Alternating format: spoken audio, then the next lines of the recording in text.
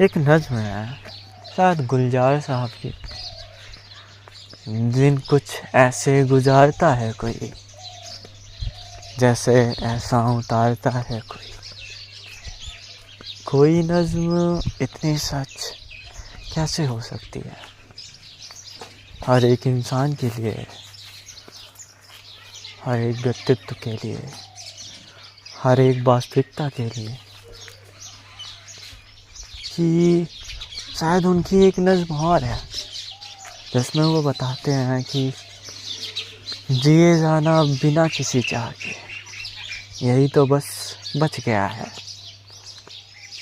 सिफारिशें करोगे तुम खुद से उलझे रहने की, कि उलझे रहो कुछ तो होगा ही, कभी तो सुलझेगा ही।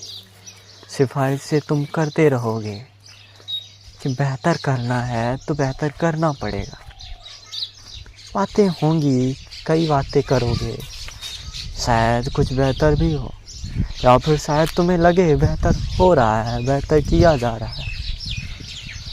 पर क्या हम इस बात पे ज़रा भी गौर ना करें कि दिन दिन हर दिन जैसे बीत रहा है, बस वो एक ऐसा उतारना है कि तुमने मुझे जीवन दिया और मैं इसको नज़रअंदाज नहीं करूँगा।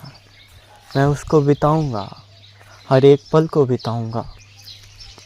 वो पल जिसमें शायद मैं खुश नहीं हूँ, वो पल शायद जिसमें निराशा का बहुत बड़ा हिस्सा है, वो पल जिसमें सुकून नाम की चीज़ कहीं, वो पल शायद हर पल, हर तरह के पल मैं बिताऊँगा। मैं एहसान चुकाऊँगा। शायद एहसान मुझे पता नहीं कि किसका चढ़ा है, शायद ज़िंदगी का एहसान, शायद जिसने जीवन दिया उसका एहसान। खैर, वक्त कुछ ऐसा ही चल रहा है, ऐसा उतारा जा रहा है और शायद आगे भी एहसान उतारा ही जाएगा कि तुम बीते हुए हर लम्हों को, या फिर परत दर परत चढ़े हर जामों को, हर ख्वाबों को, हर भावों को बेमन से जियो।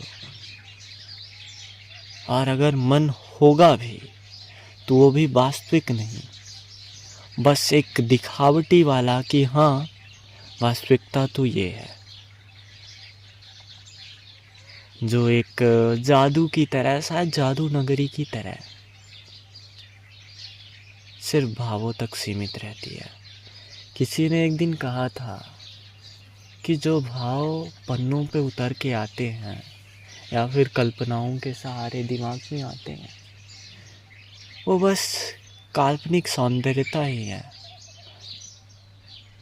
लेकिन क्या कल्पना वास्तविक से भी कमज़ोर है? क्या यथार्थ ही बिल्कुल सच होता है?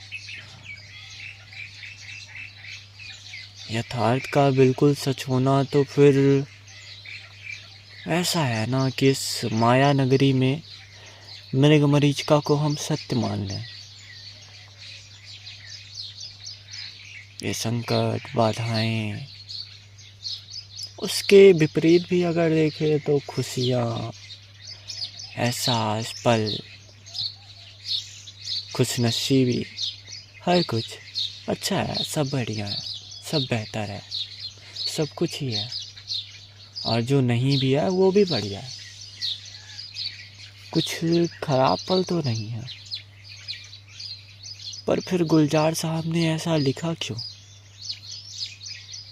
कि हम एहसान उतार रहे हैं?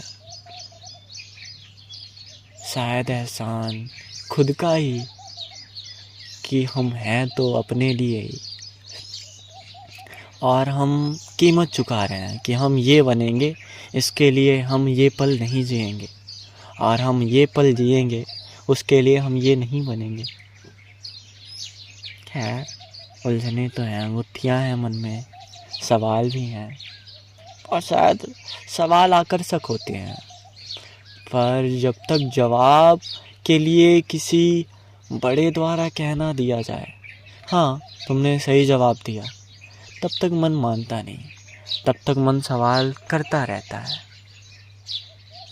कि क्या यही भाव, क्या यही संदेशा, क्या यही वास्तविकता। हालांकि मैं किसी उद्देश्य से तो कुछ बोलना नहीं चाहता, क्योंकि अक्सर चीज़ें निरुद्देश्य ही होती हैं। उद्देश्य तो बस एक दिमाग में भ्रम आता है कि उद्देश्य से बोला जा रहा है, उद्देश्य से किया जा रहा है, पर उसका अगर कुल मिला जुला कर देखा जाए तो वो ऐसा उतारना ही हुआ, जिए जाना बिना किसी चाह के ही हुआ। चाहे गुलजार का हो, चाहे जॉन एलिया का हो, चाहे मेहदी हसन का हो, चाहे किसी का हो, या फिर चाहे मेरा हो, चाहे आपका हो, हर एक भावों में उतनी संतुष्टि नहीं होती ना कि तुमने ये कर लिया।